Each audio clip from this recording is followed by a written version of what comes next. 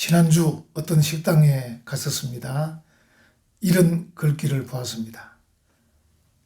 여자 말을 잘 들으면 자다가도 떡이 생긴다. 제가 어릴 때 배운 속담은 어른 말씀을 잘 들으면 자다가도 떡이 생긴다 했는데 이것은 여자 말을 잘 들으면 떡이 생긴다 했습니다. 물론 맞는 말씀입니다. 여자 말을 잘 들으면 떡이 생기고 또 어른 말씀을 잘 들으면 떡이 생기고 하물며 하나님의 말씀을 잘 들으면 어떻게 되겠습니까? 이스라엘 백성이 출애굽하고 광야를 지나서 이제 가나안 땅에 들어가는 그 과정 속에 거리심산과 에발산에 올라갔습니다. 한쪽 산에서는 축복의 말씀을 선포하고 한쪽 산에서는 저주의 말씀을 선포했습니다.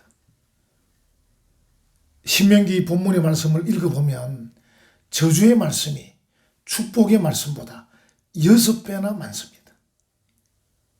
이유가 무엇이겠습니까? 그만큼 저주받지 말라고 하는 말씀입니다. 축복받으라, 저주받지 마라. 그 마음으로 하나님은 6배나 많이 경고 말씀을 주고 계십니다.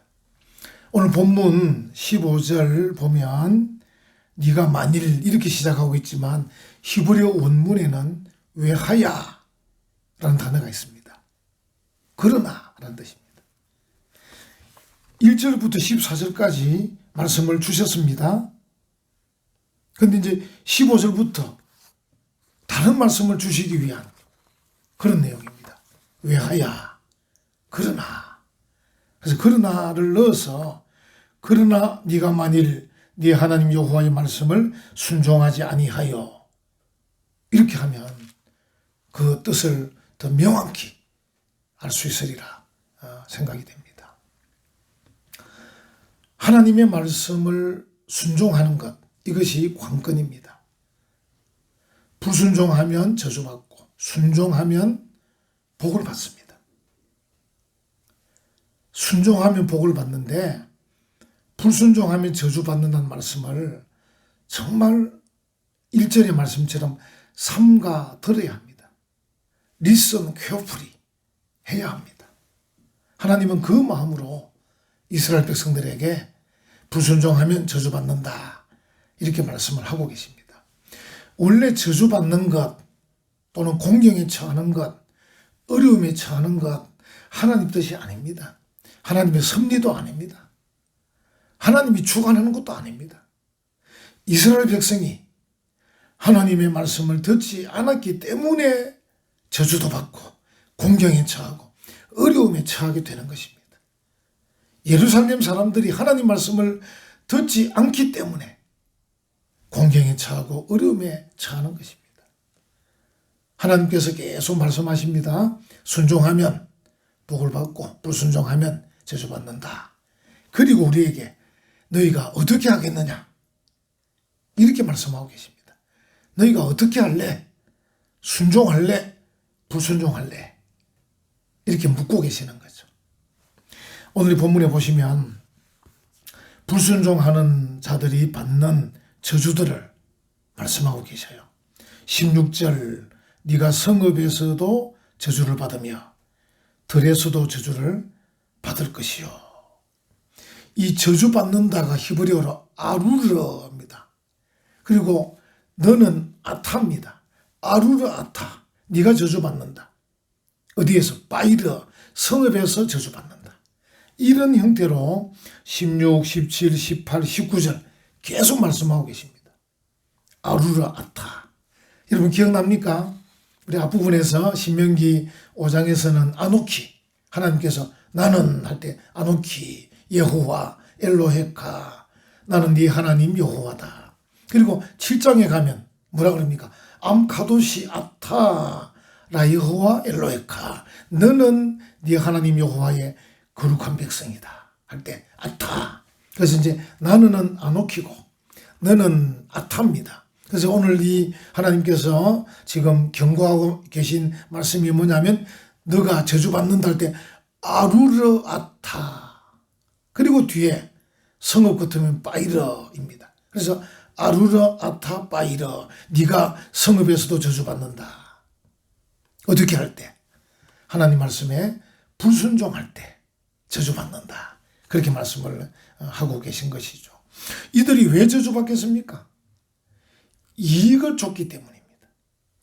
제가 20절까지 오늘 본문을 읽었습니다만 네가 악을 행하여 그를 잊음으로 네 손으로 하는 모든 일에 여호와께서 저주와 혼란과 책망을 내리사 이렇게 말씀하고 있잖아요. 이 악을 행하는 이유가 뭐겠습니까? 자기 이익을 위해서 악을 행하는 겁니다. 욕심 때문에 악을 행하는 것입니다. 욕심이 있으면 악을 행하게 되고 하나님도 잊어버리게 됩니다.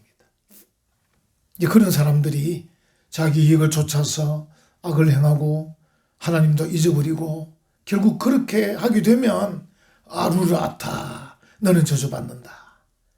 이 말씀을 하고 계셔요. 여기 보면 생필품 17절 또 네 광주리와 득반죽 그릇이 저주를 받는다. 이 먹고 사는 것 그것에서도 저주를 받는다. 이게 만약에 우리가 욕심이 없고 자기 이익만 챙기지 않는 것 같으면 어떻게 됩니까? 사람이 떡으로만 살 것이 아니다. 하나님의 말씀으로 산다. 이 말씀이 와닿을 거 아닙니까? 그런데 그런 상태가 아니면 사람이 그저 먹고 사는 게 제일 중요하다. 이렇게 되면 그게 욕심이 들어가게 되고 탐욕이 들어가게 되고 그것 때문에 악을 행하게 되고 남을 속이게 되고 빼앗게 되고 남을 죽이게 되고 그렇게 되겠죠. 이제 그런 사람들은 이 생필품에서도 저주받는다. 이렇게 말씀을 하고 계신 것이죠. 우리가 정말 떡으로만 사는 것이 아닌 하나님의 말씀으로 산다는 이 믿음으로 살면 마태복음에 뭐라고 말씀하셨습니까? 너희는 먼저 그의 나라와 그의 의를 구하라. 그리하면 이 모든 것을 너희에게 더하시리라. 하나님께서 우리의 먹고 사는 문제에 더 풍성한 복을 주실 줄 믿습니다. 그렇지 않으면 그 이기적인 욕심 때문에 저주를 받는다 하는 것이죠. 18절 보십시오. 가족에 관한 것입니다. 네 몸의 소생과 네 토지의 소산과 네 소와 양의 새끼가 저주를 받을 것이며 가족의 장래에도 저주를 받는다. 심지어 키우는 가축에게도 저주를 받는다. 하나님의 말씀을 순종하면 복을 받지만 불순종하면 우리 가족, 우리 가축 저주받는다는 것이죠. 19절은 우리가 잘 아는 문장인데 단어가 바뀌었습니다. 19절 네가 들어와도 저주를 받고 나가도 저주를 받으리라. 원래는 뭡니까? 네가 들어와도 복을 받고 나가도 복을 받으리라. 이렇게 돼야 되잖아요. 그런데 들어와도 저주를 받고 나가도 저주를 받는다는 이 말씀 참 무서운 말씀입니다. 하나님의 섭리가 우리의 모든 걸음을 인도합니다. 하나님의 섭리가 우리의 모든 삶을 보호합니다. 그렇게 돼야 정상입니다. 우리가 하나님의 말씀에 순종하면 하나님 말씀에 귀를 기울이면 우리의 삶의 모든 걸음걸이를 하나님이 보호하셔요. 그런데 우리가 불순종하게 되면 보호하시지 않는 거죠. 그래서 들어가도 복을 받고 나가도 복을 받아야 될 일이 들어가도 저주받고 나가도 저주받는 것입니다. 얼마나 무서운 말씀입니까? 우리가 하나님의 그 보호하심, 하나님의 인도하심, 하나님의 함께하심을 우리가 무시하면 안 됩니다. 그러면 재난을 당하게 되어 있습니다. 우리가 큰 재난을 당할 때마다 자연의 위대함을 보지 않습니까? 사람의 힘으로 어찌할 수 없는 일들이 얼마나 많습니까?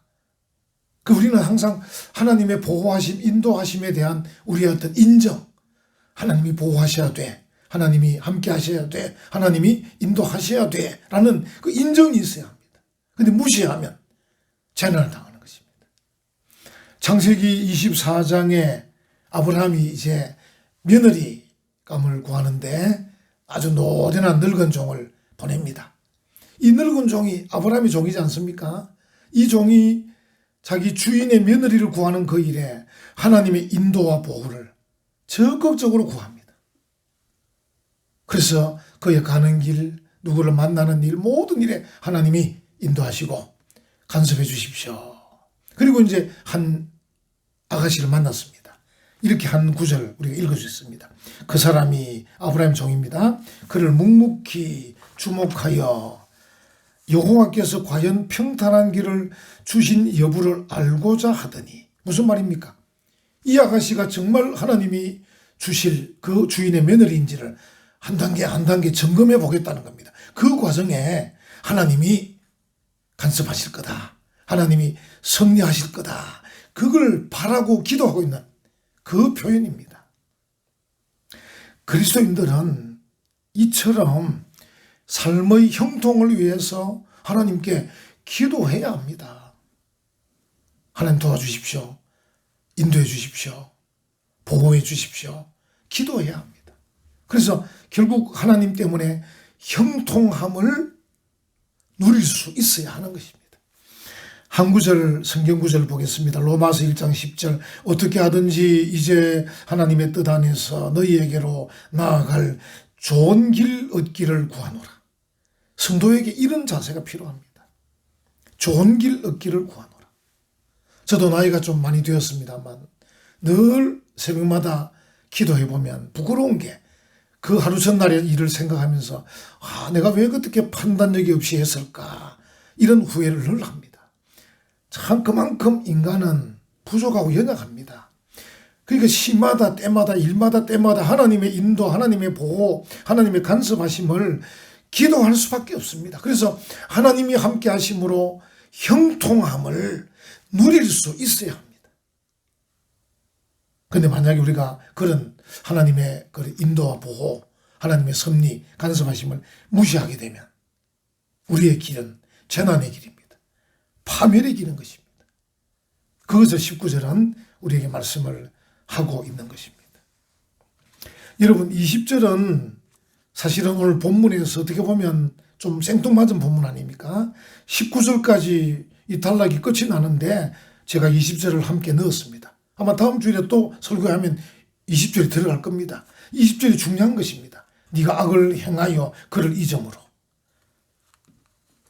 우리가 만약에 하나님의 말씀 앞에 순종하고 또 하나님의 말씀 앞에 좀 조심하고 서두르지 않고 생각도 좀 하고 이렇게 하면서 하나님의 교훈에 귀를 기울여 하는데, 우리가 이 욕심 때문에 나의 이익을 추구하는 것 때문에 결국은 악을 행하고 하나님을 잊는다는 이 과정 속은 결국은 조심하지도 않고 서두르고 생각도 없고 뭔가 소중히 여겨야 될 것들을 소중히 여기지 않고, 그리고 하나님의 교훈에 귀를 기울이지 않을 때 우리에게는 저주, 혼란, 책망, 파멸 이런 것들이 온다는 말씀입니다. 그래서 20절은 오늘 읽은 이 본문 15절로 19절과도 연결해도 되고, 또 다음 주에 공부할 20절부터 그 뒤에 부분도 연결해도 됩니다. 그만큼 중요한 구절입니다. 하나님 앞에서 우리가 이익이 앞서면 이게 하나님도 잊어버릴 뿐 아니라 이 자신도 어쩌면 잊어버립니다. 내가 누군지. 어떤 분은 이런 표현도 했습니다. 우리는 하나님과도 이렇게 관계되지만 자신의 이익과도 싸운다. 자신의 이익과 싸워서 이겨야 하나님 말씀에 순종하게 된다. 그런 말씀도 하게 계십니다. 초반에 말씀드린 대로 하나님은 우리에게 이 저주의 말씀을 6배나 말씀하고 계셔요. 불순종하면 저주한다는 말씀을 순종하면 축복받는다는 말씀보다 6배나 많이 하는 이유가 뭐겠습니까? 그것은 우리의 파멸을 막고자 함입니다.